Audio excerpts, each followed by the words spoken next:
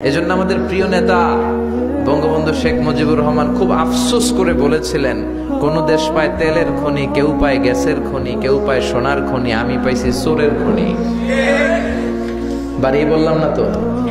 1973 সাল, স্বাধীনতার 2 বছর পরের ঘটনা। বাংলাদেশে প্রচন্ড শীত, হাড় কাঁপানো শীতে উত্তরবঙ্গের বুড়াগুলা মরতে আরম্ভ করছে। বঙ্গবন্ধু গোটা বিশ্বের নেতাদেরকে আহ্বান করে বললেন, আমার দেশের শীতে মানুষ মরে, আপনারা কম্বল পাঠান।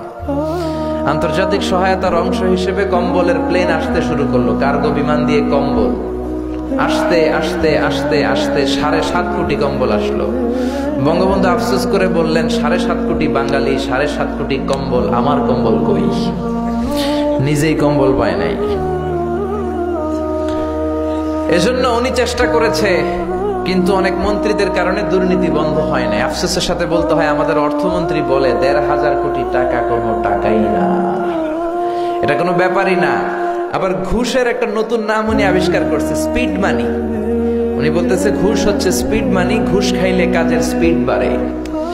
আবার শিক্ষামন্ত্রীও কম যান না, উনি গত মাসে বললেন ঘুষ খান, তবে সহনীয় মাত্রায় খান। আছে না নাই? মানুষ পাগল হইলে বান্ধে রশি দিয়া, রশি পাগল হইলে বানবেন কি দিয়া? ছোটবেলা শুনছি সর্ষে দিয়ে নাকি ভূত তারা, এখন সর্ষের ভিতরে ঢুকছে ভূত। बर्बादे गुलिस्तान के लिए एक ही उल्लू काफी है, गुलिस्तान की हर शाख में उल्लू बैठे हैं, फिर अंजाम में गुलिस्ता क्या हो गया? चिल्लाए कोन ठीक किना? একটা ফুলের বাগান নাকি তছনছ করে দিতে একটা হুতুম পেঁচাই যথেষ্ট। এখন ফুল বাগানের গাছে গাছে, শাখায় শাখায়, ডালায় ডালায় হুতুম পেঁচা। ফুল বাগানের নসিবে কি আছে আল্লাহ ছাড়া কেউ জানে না। 1971 সালের 9 মাসের রক্তক্ষয়ী যুদ্ধের মধ্য দিয়ে আল্লাহ বাংলাদেশ নামক এক ফুল বাগান আমাদেরকে দিয়েছে। এজন্য কোন দুর্নীতিবাজদের হাতে এই ফুল বাগানকে ছেড়ে দেওয়া যাবে না। চিল্লায় বলো ঠিক কি না? এই বাংলার জমিনে কোরআনের আইনের দরকার আছে না নাই? কোরআনের আইন চালু হয়ে গেলে একটা দুর্নীতিবাজও থাকবে না। কোরআন কি দুর্নীতির পক্ষে না বিপক্ষে? আমাদের এদেশের 17 কোটি মানুষের প্রধানমন্ত্রী, আমাদের প্রিয় মাননীয় প্রধানমন্ত্রী শেখ হাসিনা অনেক চেষ্টা করে যাচ্ছেন দুর্নীতি বন্ধ করার জন্য, পারতেছে না। দুদক হয়ে গেছে ল্যাংড়া দুদক।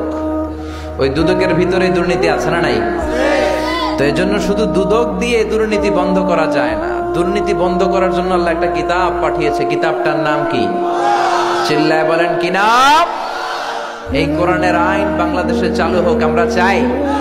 চাই কোরআনের আইনের বিরুদ্ধে কোনো আইন হইলে আমরা মানবো? কথা বলেন মুসলমান, আমরা মানবো?